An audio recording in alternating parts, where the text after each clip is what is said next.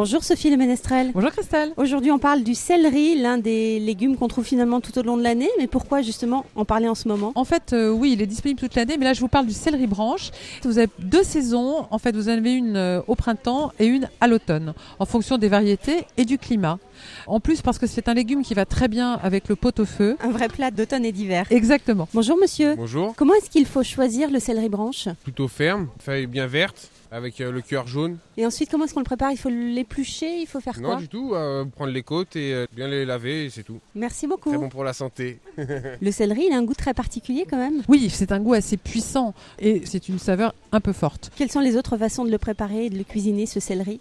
En fait, déjà, vous pouvez le manger cru, tout simplement émincé en petits bâtonnets à l'apéritif pour ne pas vous ruer sur les cacahuètes. Et dans ce cas-là, vous allez le mettre avec une petite sauce fromage blanc, ciboulette pour le présenter à vos invités. Ça change des carottes. Tout à fait.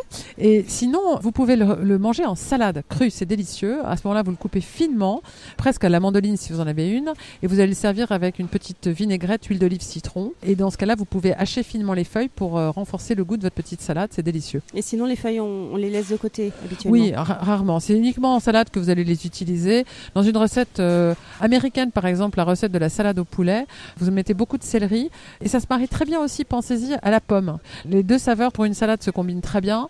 Si vous rajoutez des noix, une petite sauce à la crème fraîche, par exemple, et du citron, ça peut être très agréable. Est-ce qu'on peut mettre aussi du céleri quand on fait des moules marinières, par exemple? Tout à fait. C'est une astuce de nos amis belges, parce que nous, les moules marinières, en général, sont réalisées avec du vin blanc et un oignon.